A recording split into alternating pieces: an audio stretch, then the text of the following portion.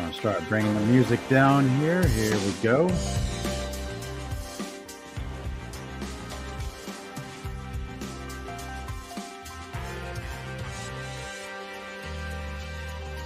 All right. I like this particular bumper song. I'm going to let it play through. Then I'm going to start the show for today. This is something unusual and unique for me.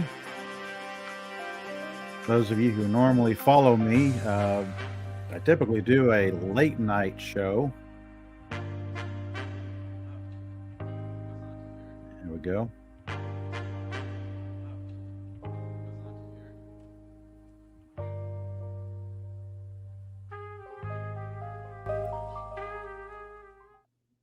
Ah, that's good. Go ahead and close that bumper music out. There we go.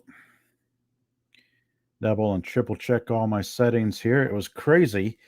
I was trying to do this earlier in the morning, and then I had some crazy, crazy thunderstorms move through. So, of course, I had to shut everything down because I don't want my computer to blow up or anything like that. No, but I kept toying with the idea of doing a daytime live stream, something on comic books and comic book related news and general chat and whatnot. Those of you who normally follow me, you know I do a late night stream. I more often than not joke about weaponizing my insomnia. So I typically do a live stream from like 10 p.m. to 1, maybe 2 a.m. in the morning. But I had some free time today and thought, let's try something a little bit different, a little bit out of the norm for me. If this works out for me, I could see myself doing a regular Saturday stream in addition to my normal shows.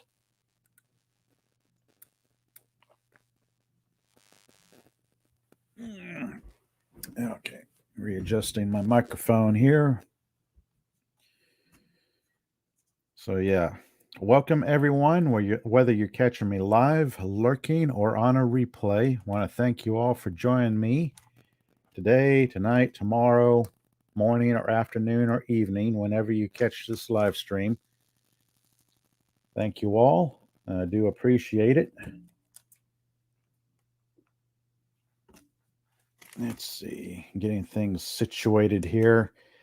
Now, I normally do some general comic book chats in the past on one of my late night shows, but then I thought, why not move all my general comic book discussions to a dedicated show? Then I thought, well, I have Saturdays usually free for me. So, of course, I was planning on doing this 10 today, 10 in the morning, or maybe 10:30. But then we had some incredibly, some really insane thunderstorms roll through my area. I was like, oh crap, I got to unplug everything. Don't want anything to be struck by lightning. So, yeah. Of course, everything is good now. Nothing got struck by lightning. And I'm getting back into things here after updating my thumbnail. Dun, dun, dun, dun. Okay, got this set, got that set. And of course, topic of discussion will be comic books. I'll talk about comic books, comic book news, comic book art, artists, writers, what have you. Possible subjects for future Saturday live streams. But let me do this here. And then let's see. Fire up my webcam, or my desk cam rather. I'll just jump right into it.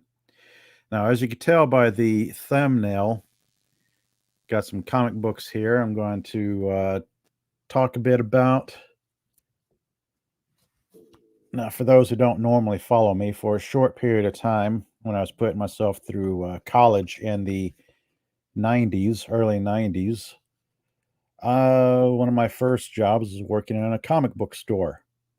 A great period of time, loads of fun.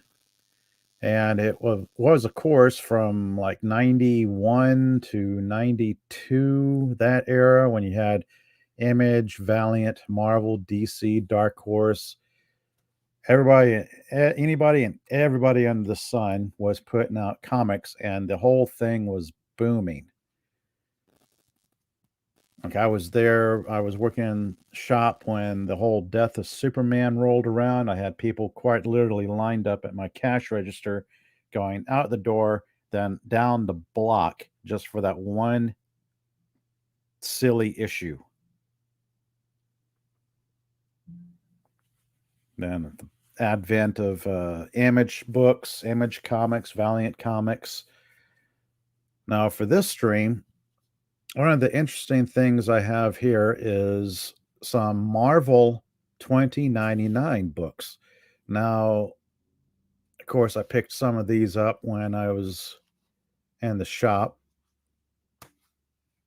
not knowing what they're really about. I'm kind of surprised about the whole 2099 universe because I was looking it up earlier before I started my live stream, kind of reading up some about it. I had no idea it was as long lived as it was.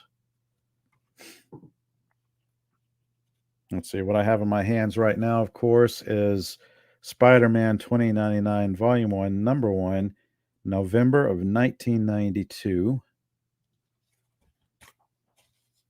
Give you an idea of what the art looks like.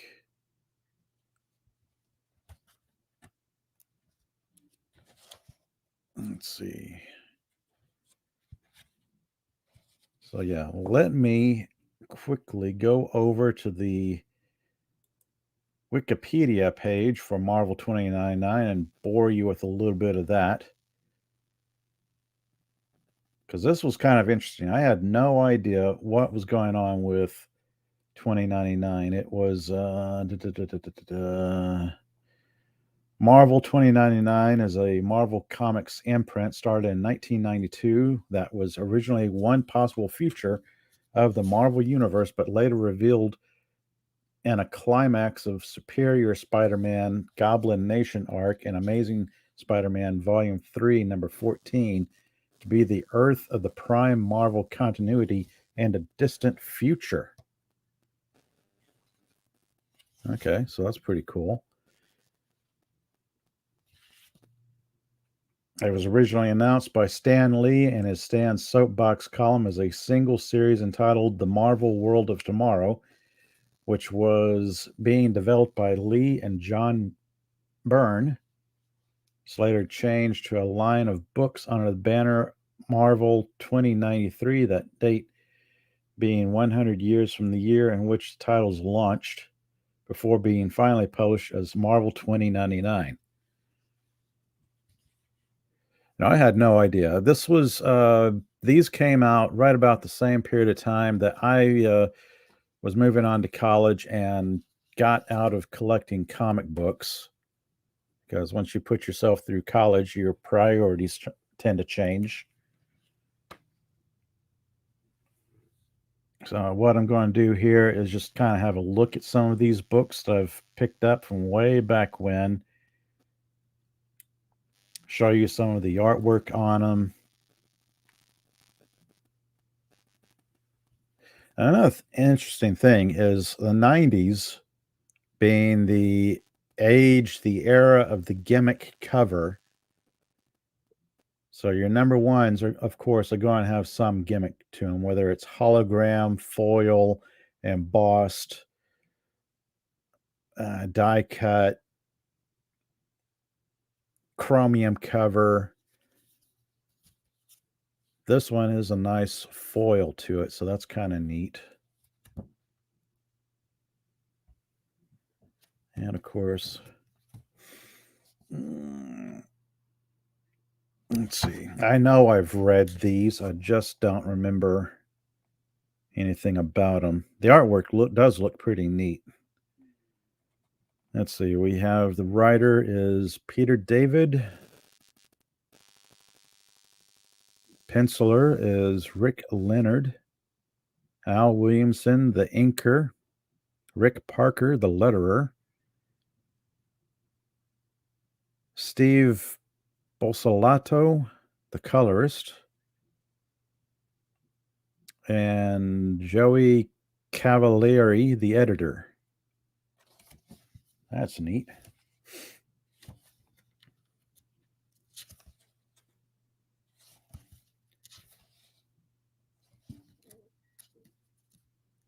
I didn't really get into these books. I mean, I bought the first issue. As you can see here, I've got like 2 copies of the first issue. I would have picked up other issues, but I really didn't get into them all that much. So what I'm doing here is just putting...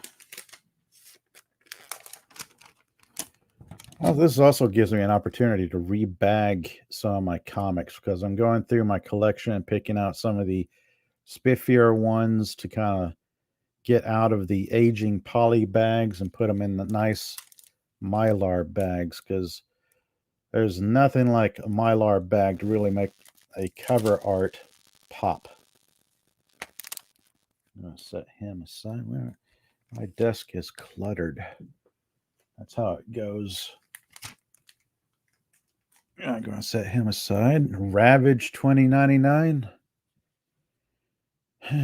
Again, I know I've read these, but it has been ages.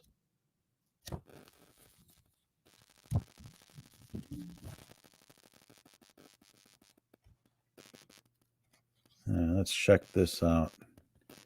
Art's not bad looking. We have... I get a closer look here. Oh, this one's written by Stan Lee. Penciler was Paul... sometimes I have to squint here. Paul Ryan. Keith Williams is the inker. Steve Alexandrov is the ink assist. And Gasper is the letterer. Paul Beckton, the colorist.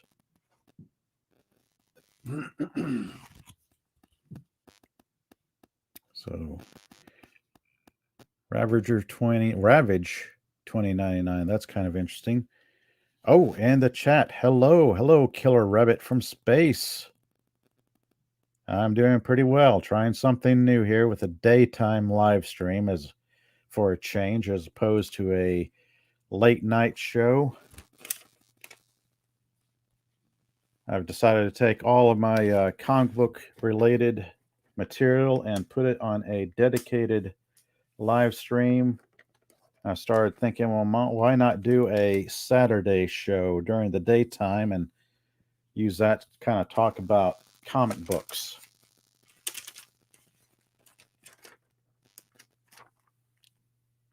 I was thinking about doing it Saturday morning, but of course that horrendous thunderstorm rolled through, and I thought I was going to get hit by lightning or something. Super spiffy foil cover. That's how it goes with the 90s. Okay, now one book I did kind of get into and read some was Doom 2099, and I've got quite a few issues of it here. I've got like the first 6 and then issue 25 of Doom 2099.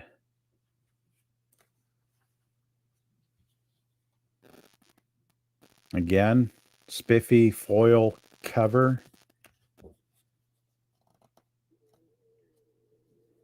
Let's see. We have Volume 1, Number 1, January of 1993. The writer is John Francis Moore. Pat Broderick, the artist. John Constanza, the letterer. Christy Shield, the colorist. Joey Cavalieri, the editor, and Tom DeFalco, the editor-in-chief. Okay. And of course, we opens up with Dr. Doom, pronouncing himself Doom.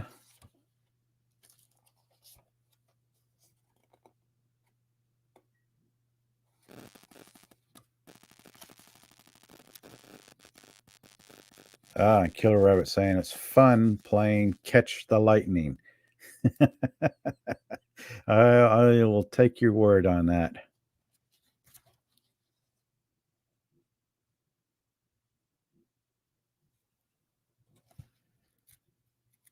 Let's see. I know I've read these. I just don't remember what happened with Dr. Doom from like the past to the future. I know. I have Wikipedia opened up. I can go right to the Wikipedia. All right. In the year 2099, Dr. Doom abruptly materializes via an energy sphere and the ruins of Castle Doom in Latveria after disappearing 50 to 100 years before. Latveria is now in the hands of cyborg mercenary robber baron Tiger Wilde. Doom confronts a new dictator of the nation, but is quickly defeated by Wilde's superior technology. His armor depleted of energy and destroyed, and his face is scarred. Left for dead, Doom finds refuge with the last remnants of his Romani community. Okay, that sounds pretty cool. I'm going to have to go back and kind of reread some of these.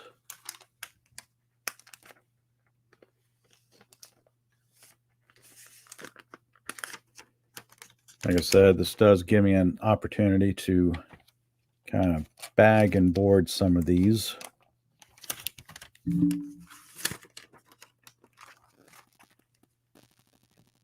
we go.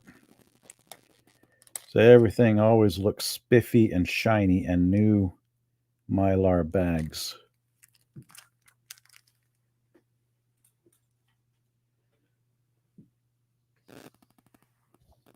Doom 2099. I think about all the Marvel 2099 titles, I think I was getting into Doom 2099 the most.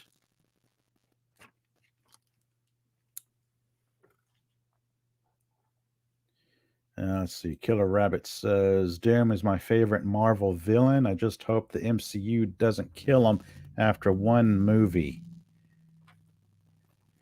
Well, that's what I've noticed before about the MCU. They don't like recurring villains. I mean, you think of Ultron. Ultron was around just long enough for him to introduce Ultron, build up the character, and of course, they killed him off.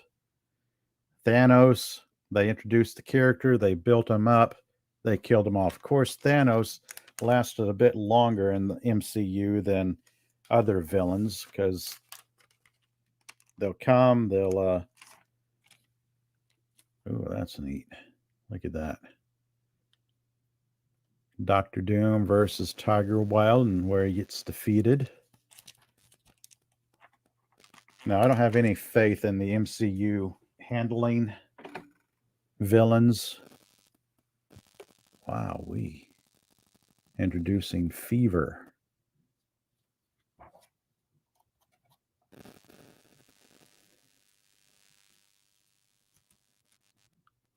I might find these like somewhere online digitally and kind of reread them to see what they're about because these look neat. Now, when you think about it, those of us who grew up reading comic books, we have decades and decades of comic book lore and history to draw on. Ooh, okay, this is looking interesting. It looks like we have reflections of a new Fantastic Four here. I have absolutely no idea what's going on, but yeah.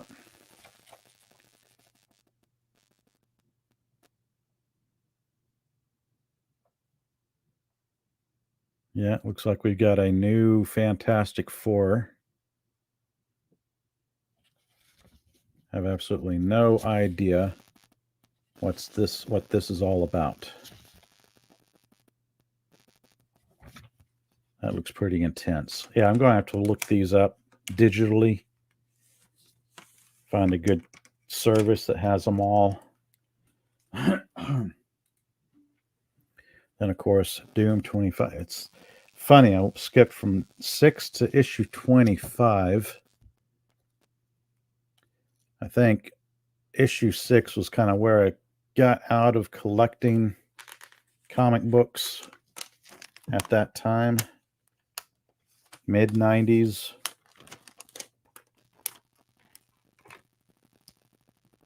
So this one's actually embossed and foil. So it's one of those spiffy gimmick covers from the 90s.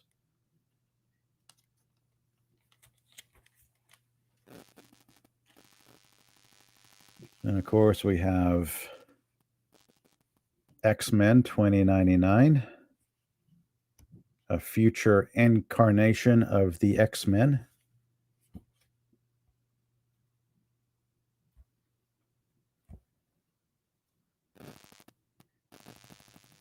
Again, the art on these looks pretty decent.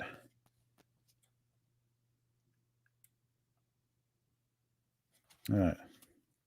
Let's check this out. This is, October of 93, X-Men 2099, Volume 1, Number 1, October 93.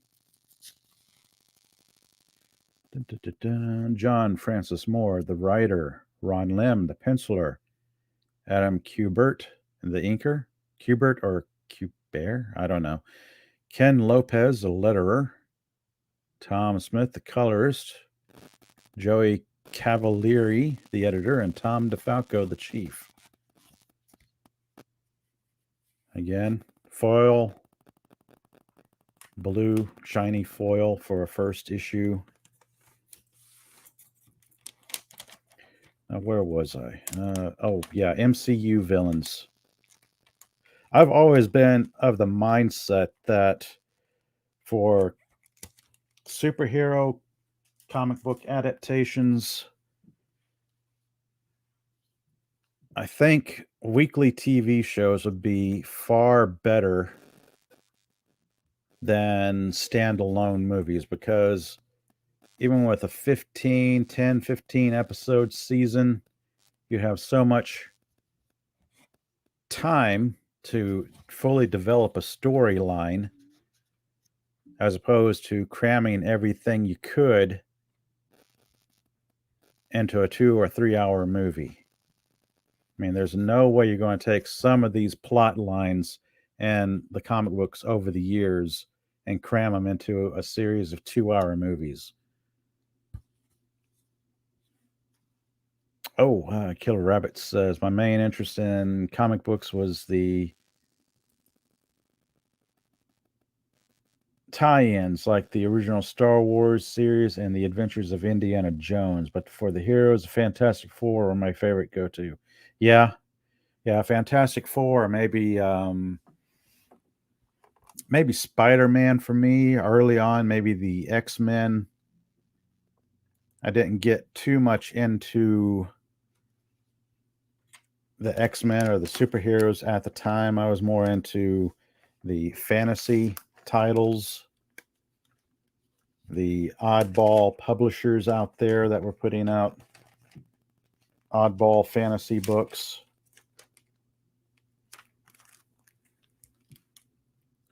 Punisher 2099.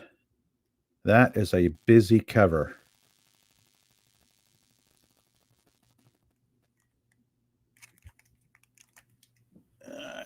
All right, so that's the little taste of the Marvel 2099 universe. Next in my stack of books here, I have Alien versus Predator. Some Dark Horse. Then I have Batman versus Predator, DC Dark Horse tie-in. So those are kind of neat. I'm going to dig into Aliens versus Predator. Let's see. It's a 4-issue miniseries. And for some reason, I have 2 copies of issue 2. I don't understand why I have that, but that's what I have.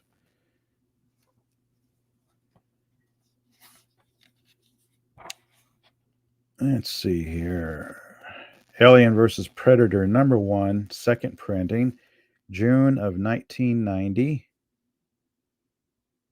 Dun, dun, dun.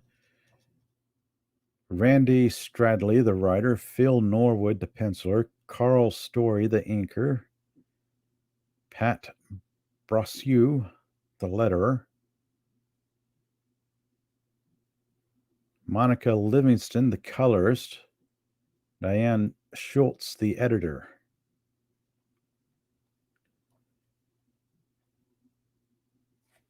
All right, I've read these, and I've read this when it came out, when I picked them up, enjoyed them.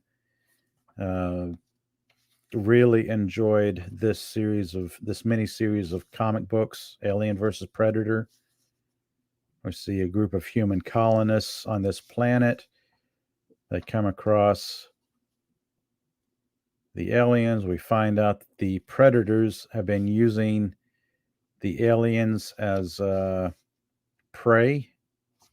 They put a few on a planet, let the aliens get some of the local indigenous life forms, and then they hunt them down. And then of course, the human colony gets wiped out except for a few survivors. Going from memory here, you get one, let's see. Yeah, here you get one human survivor teaming up with a predator to take on the aliens, and that's kind of neat. I really enjoyed this. This was the first time I became aware of how badly comic book adaptations could really be, or how bad movie adaptations of comic books could really mess up a book. Because when I heard that there's going to be a movie, Aliens vs. Predator, I got really excited about that. I was thinking to myself, man, that's neat. I was excited to see that movie because I was thinking to myself, ooh, I just finished that comic book recently. I'm going to enjoy the movie based on the comic book. Of course, the movie comes out, I check it out, find myself thinking that has absolutely nothing to do with the comic book. That was the first time I was really disappointed in a comic book movie. Of course, you can always say, well, there's movies like Batman, the Batman TV show from the 60s, the Batman movie with Michael Keaton, the Superman movie. Those might not have followed the comic books closely, but for a what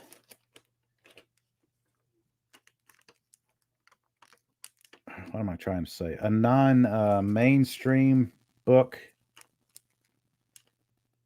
Because at the time, 70s, 60s, 70s, and 80s, people knew who Batman and Superman were. Not very many people, even in the 90s, were aware of Aliens versus Predator, the comic book.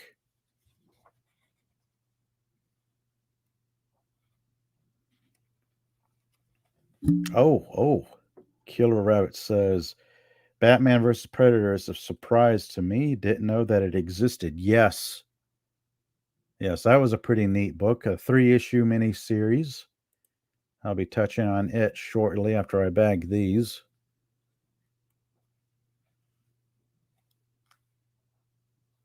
The art is pretty nice.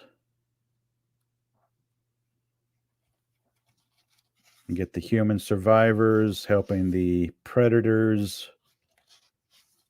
I think at the end of this particular 4-issue miniseries, the human survivor ends up hanging out with the predators, learning their culture, adapting to their society. So that's kind of neat. I think there is a sequel to this miniseries.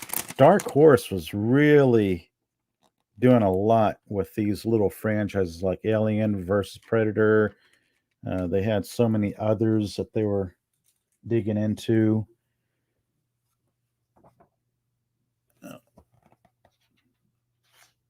Good cover art. Really like this cover art.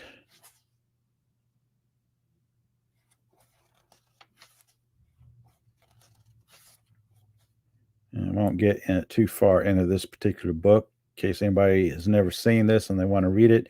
I'm not going to show you the last pages because I don't want to spoil it for you. So in the bag he goes.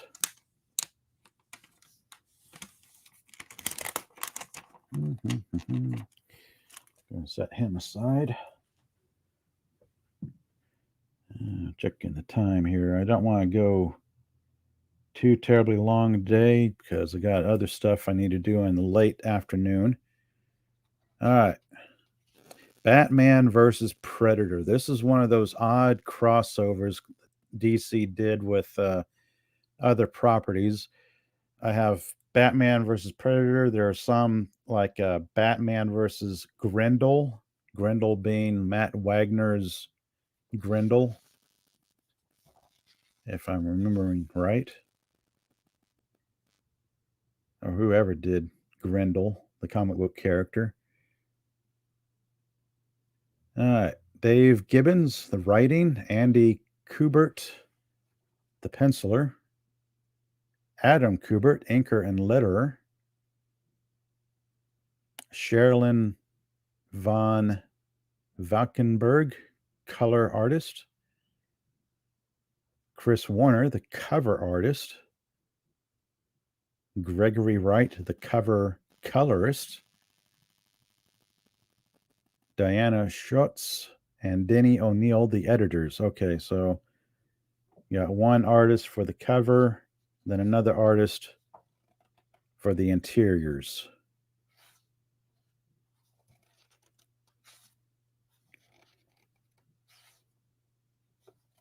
All right, so going by memory,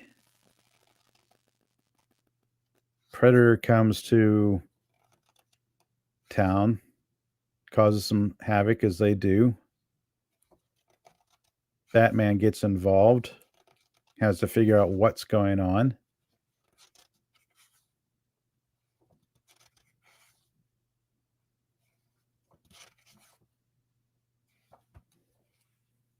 This one's pretty neat.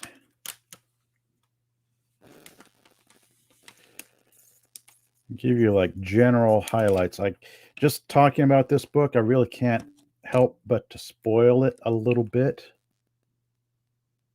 Of course, it should come as no surprise that Batman wins in the end.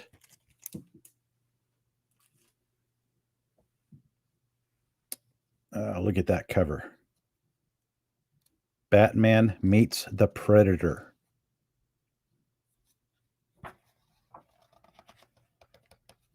So he initially encounters a predator, gets beaten up, has to run away.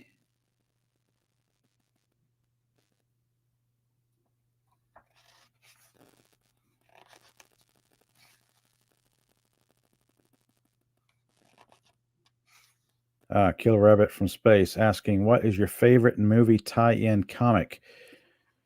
Ooh, my favorite movie tie-in comic. I'd probably say Star Wars. That was, I think the Star Wars books were the first ones I started really collecting because at the time, saw the movie in the theater.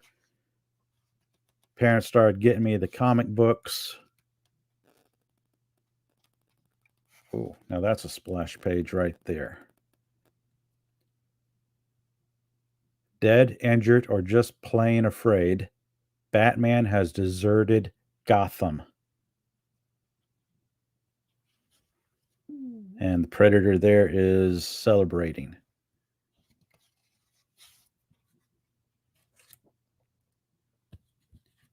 And then, of course, once he recuperates, we see another last page right here. Batman coming back in a special powered armored suit. No, movie tie-in comic book, I'd have to say Star Wars, anything Star Wars related. I've got a large chunk of the Marvel Star Wars comics from that time. Not a complete run, but I got most of them. I'll eventually fill in the gaps over the years. Let's see, I'm going to move this right here. And of course, front cover, we see Batman fighting the Predator with a armored exosuit. If this had been Iron Man versus Predator, it would have been one issue. But since it was Batman versus Predator, it was 3 issues. But you get the gist. It's like Batman having to make his own Iron Man style suit. Because you need something when you're going up against a Predator.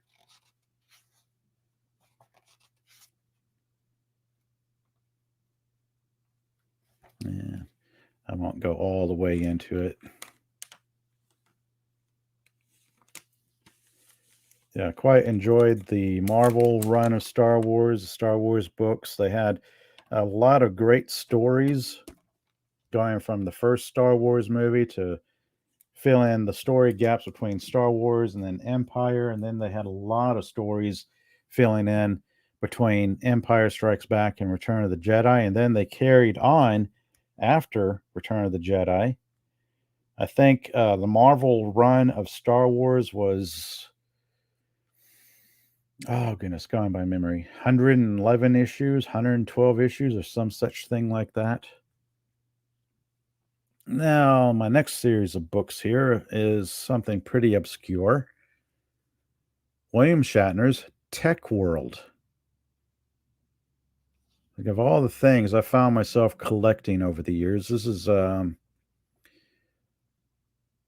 Epic Comics. I forget Epic Comics. I think Epic Comics was like an imprint of Marvel.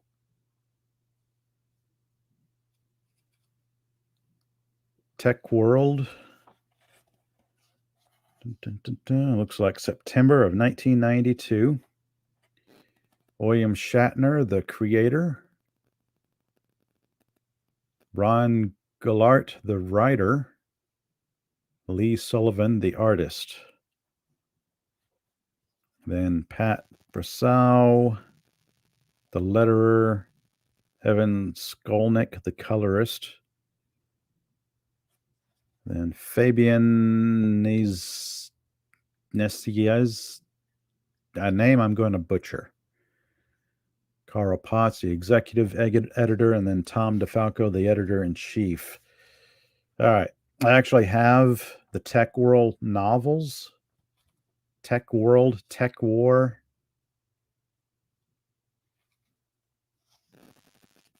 Written by William Shatner, or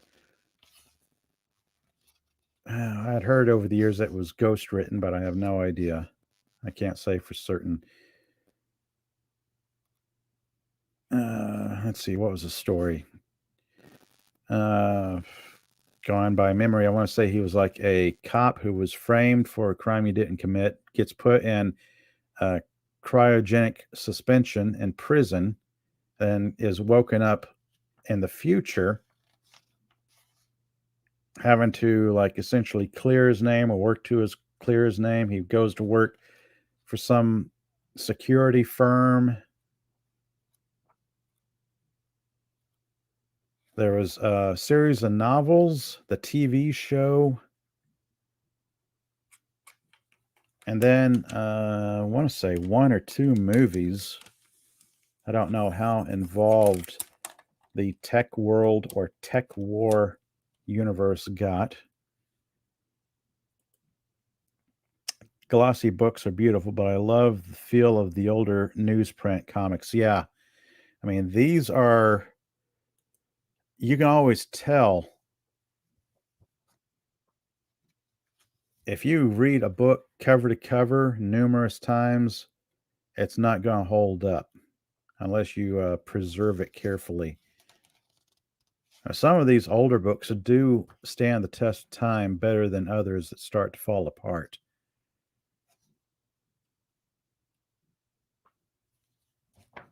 Yeah, the artwork here is pretty nice, actually. I don't mind this artwork. This is pretty good artwork for this comic book.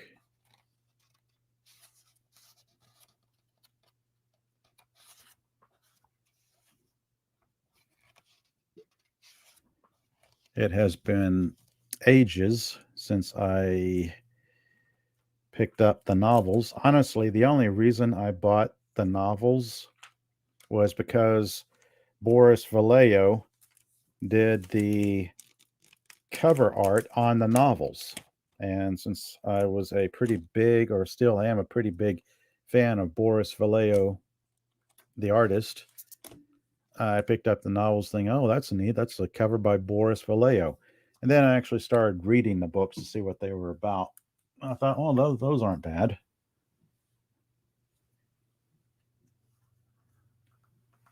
Let's see, in my little pile here, I'm going to go from, I got a stack of Farscape related comic books. I decided to get into these because recently I just hopped on a YouTube stream. There's like the Shout Factory,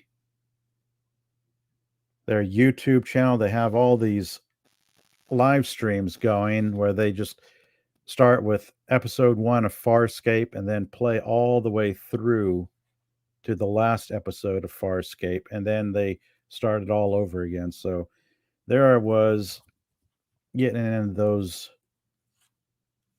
episodes of Farscape. Farscape is one of the best sci-fi TV shows ever made. Hands down, one of my favorites. I don't know if I haven't really done anything like a top 5 or a top 10 sci-fi TV shows that I thoroughly enjoyed. I should.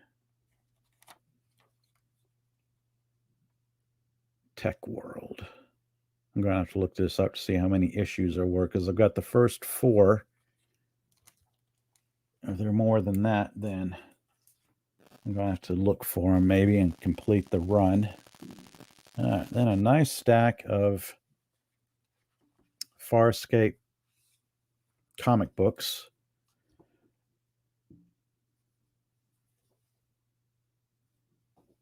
Let's see. 2-issue miniseries there. Keel Rabbit says Tech War had 4 made for TV movies. Yes, that's right. Those, and can't remember if they had a TV show or not. I know I've got a. It's out of my reach. I actually have a DVD set of Tech War, the TV show. Let's see. Scorpius. 4-issue Scorpius. Oh, 5 issue. All right, 5 issues of Farscape Scorpius. 1 of 4, 2 of 4, 3 of 4, and then 4 of 4 of Dargo's Lament. All right, Farscape is one of those TV shows that I just hands down recommend. Like, if you have never seen Farscape, yeah, no words. You have to really check it out. Farscape is just one of those amazing TV shows that we get and we never have anything quite like it come again. Let's see. War Torn. Marv Wolfman, the writer. Robert Teranishi, the pencils. Keith Ryken and Al Gordon, the inks. Jeremy Cox and Wildstorm FX doing the coloring.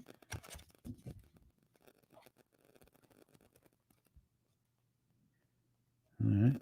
The artwork looks pretty good here. I have not had a chance to read these. I picked them up some time ago.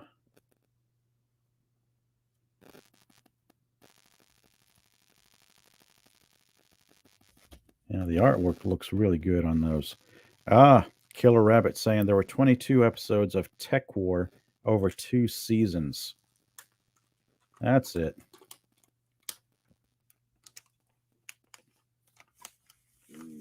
Yeah, from what I remember, it was not bad for that period at that period of time. I kind of remember enjoying Tech War.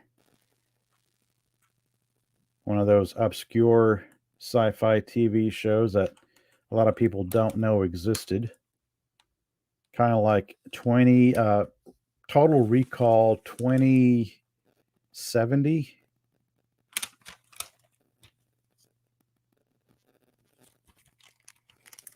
Another TV show that was short-lived but was quite enjoyable. Dargo's Lament.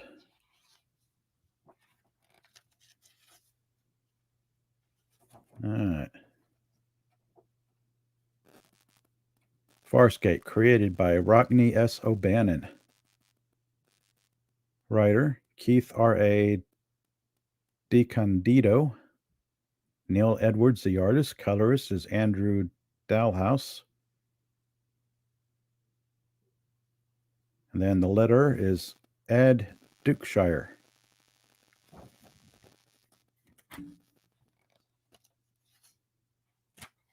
Okay. The artwork in this is not bad.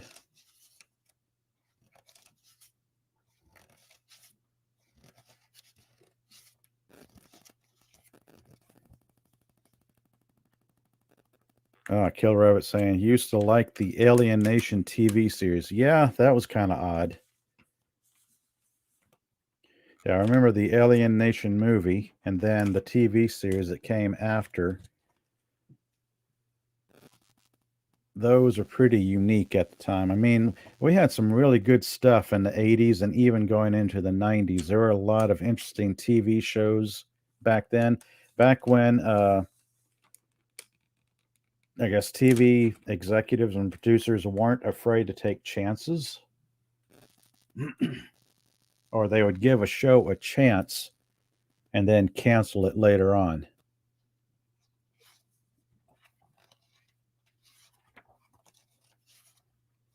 But right now, I don't know. I haven't really looked up sci-fi TV to see what's out there. It's just a lot of the shows I see, I don't really get into. There might be a flawed premise, or they might not really be what I consider sci-fi.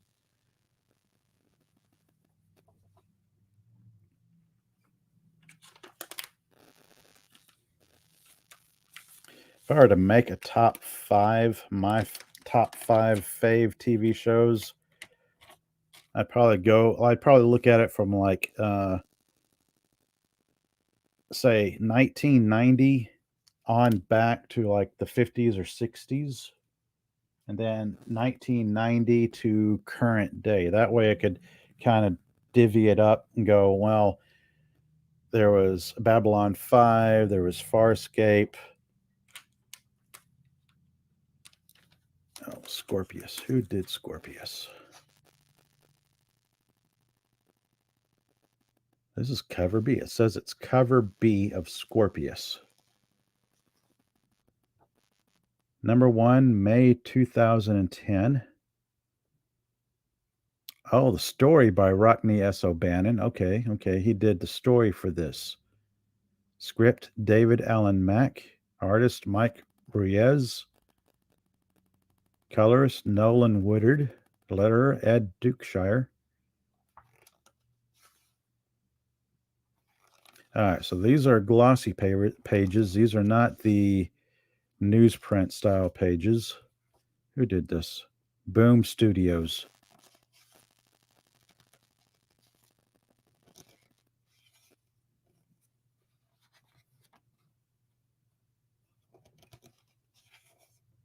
Farscape. That is just one of the most imaginative TV shows I've come across in some time. Their aliens do not look like Star Trek aliens, like a bipedal humanoid character with something glued to their face. No, the aliens in Farscape actually looked like aliens.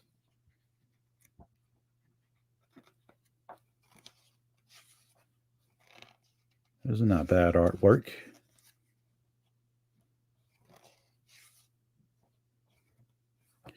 Let's see, what other good series were out there? There was Babylon 5, Farscape, of course, the Stargate franchise, which is really good. Stargate SG-1, Stargate Atlantis. And I'll even throw in Stargate Universe, something I quite enjoyed.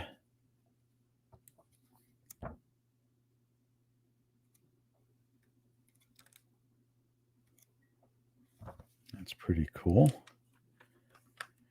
Killer Rabbit says, I'm getting Paramount Plus a try and have been watching episodes of the original CSI and a new Frasier. Oh, that's cool. I've never been terribly big on procedural shows, crime shows, even though I did find myself enjoying Blacklist and some Korean police shows. But for general American, I never got into CSI. I don't believe I've even seen one full episode of CSI. And I don't believe I've seen an episode of Frasier, but I could probably be tempted to check out Frasier.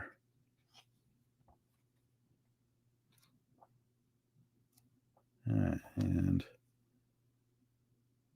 issue 5. That is odd to have 5 issues. I wonder if there's more to this. I'm going to have to look this up for later.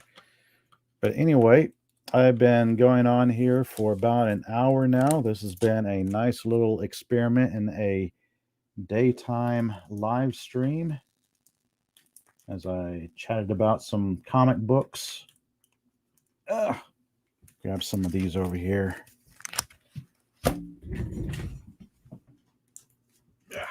All right.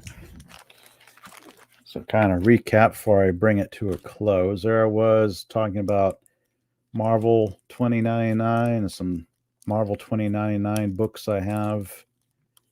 No particular rhyme or reason why I have these. It's just they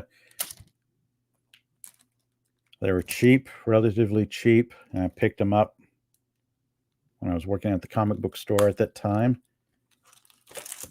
There is Farscape, and then touched on Alien versus Predator, and then Batman versus Predator is some interesting books there. Yeah. Farscape should be available on at least one streaming service. Right now, if you were to look up, I believe that YouTube channel is called Shout Factory. They're like a company that makes spiffy box sets for movies, like spiffy deluxe box sets for movies and TV shows. Shout Factory or Shout something. I forgot what the company name is, but they have a YouTube channel where they do continuous live streams of different TV shows. Like earlier, I saw them earlier today. They had I want to say they had a live stream of Alf going. Of all things, Alf, this TV show.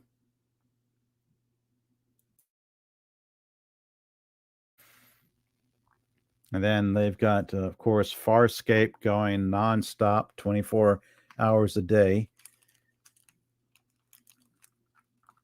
I know there's a really good box set for Farscape that I can't reach because it's in the next room.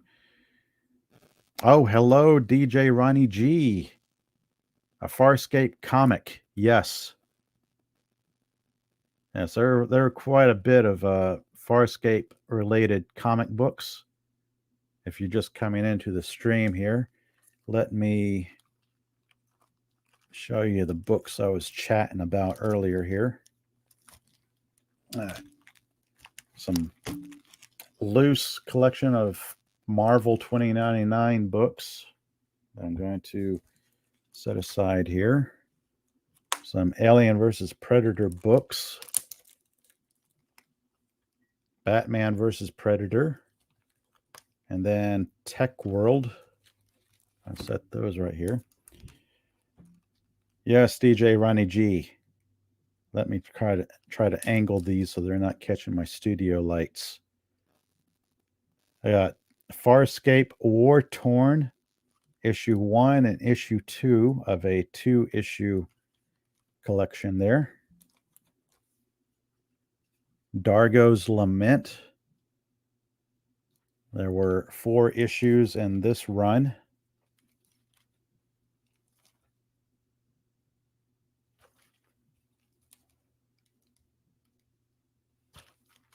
And then Farscape Scorpius, which oddly there's 5 issues of.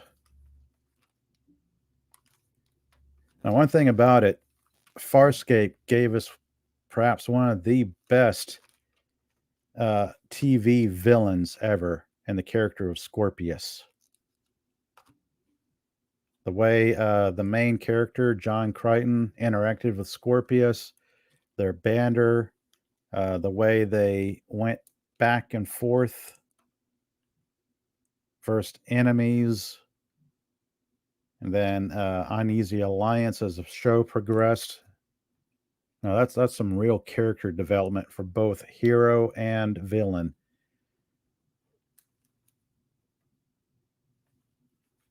But let me see what time it is. Okay, I got a little bit of time before I have to call it a day. Then Aliens versus Predator. Ack.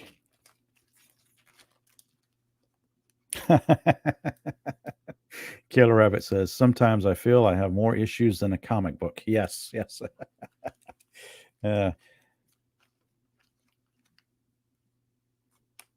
Or more issues than a comic book store.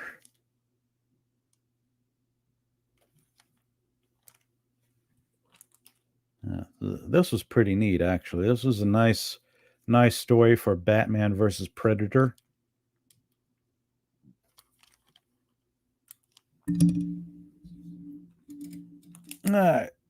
Channel news, I guess. Wrap things up and talk a bit about where I'm going to take my YouTube channel. I will still continue doing my late live streams. As I jokingly say, I weaponize my insomnia.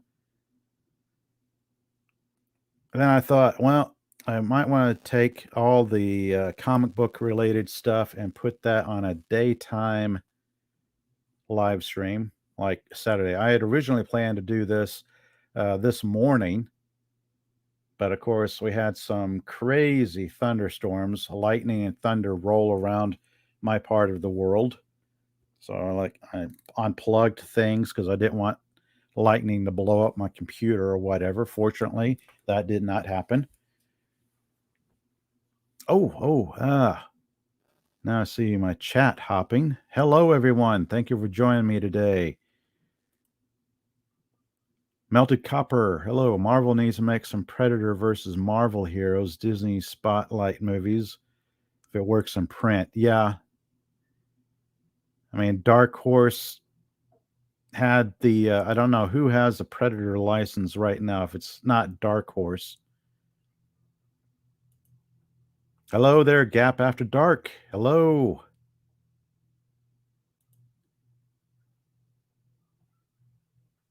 Yes.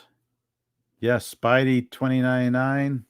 Ravage 2099. I've got that in my little stack here I was chatting about earlier. And yes, Farscape comics. Farscape, easily one of the best sci-fi TV shows ever made. I will stand by that statement easily. And kind of recap for people joining me. There's the Ravage 2099. Here's Doom 2099. Oddly enough, I've got like a very small run of Doom 2099 books. Like the first 6 issues and then the 25th issue for some strange reason. And then, what do I have here? X-Men 2099 and then Punisher 2099. Yeah, that's a nice cover on that Doom.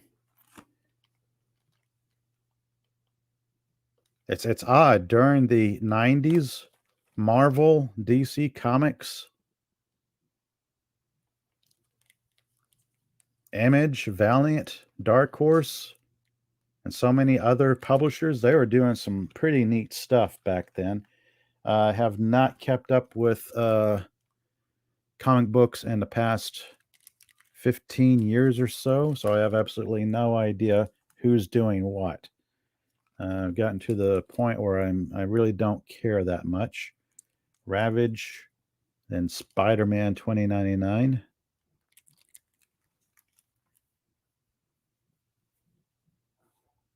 Oh, hello, Disney Sheepherder. Very cool to see you here. Smash that like button. Yes, thank you. Heading to work. I'll try and get back on later. That's cool. Yeah, I won't be on too much longer before I wrap things up for today. Let's see. It's a nice Doom cover. Yep.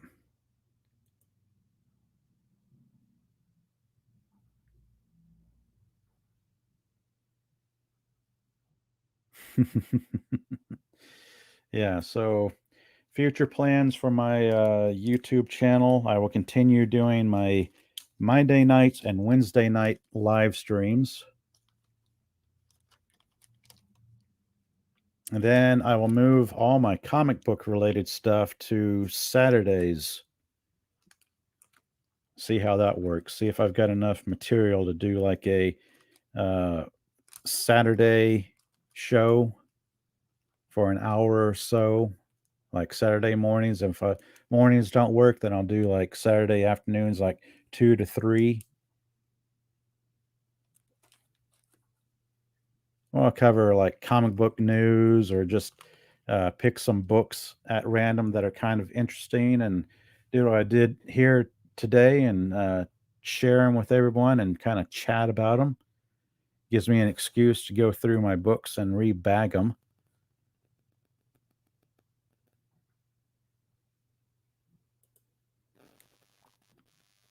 Oh, cool. Thank you.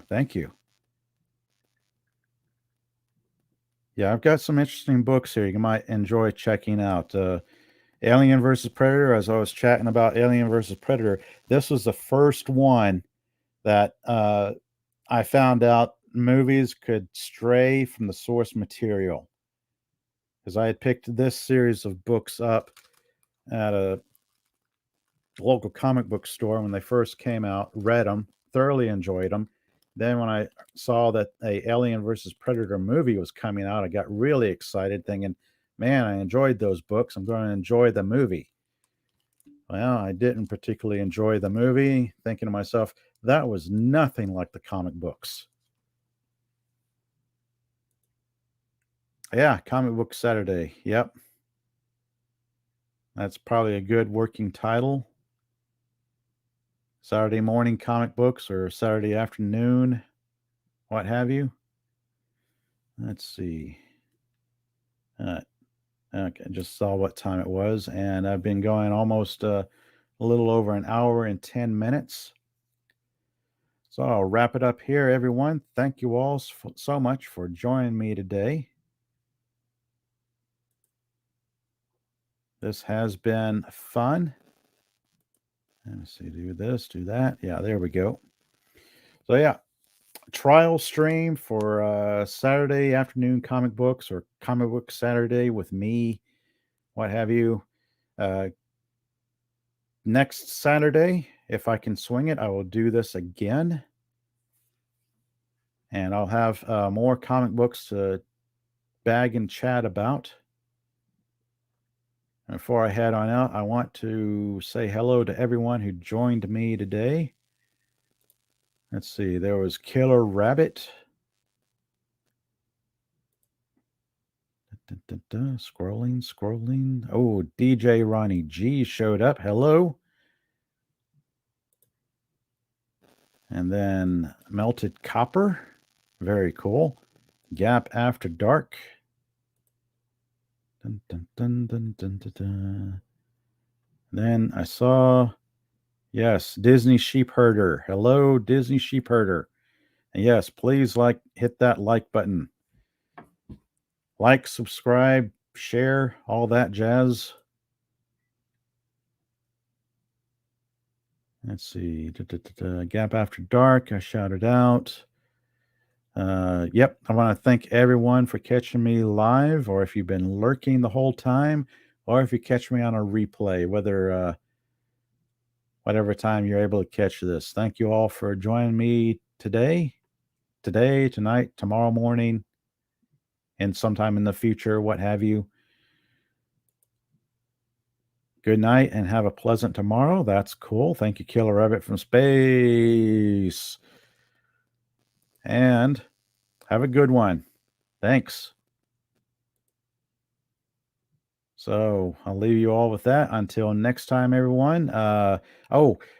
Monday, my Monday live stream, I will continue on my what I was started on this past Monday live stream, the mystery box of trading cards. I had one big dusty mystery box of unknown trading cards, and I have another one left. So that's what I'll be doing Monday night. So I want to thank everyone again for joining me today. This has been pretty fun, and hopefully I can swing this stream next Saturday at 10 a.m. If I can't do it 10 a.m., then I'll do it like 2 in the afternoon. I'll figure something out. But with that, I'll leave y'all. Until next time, everyone. See ya.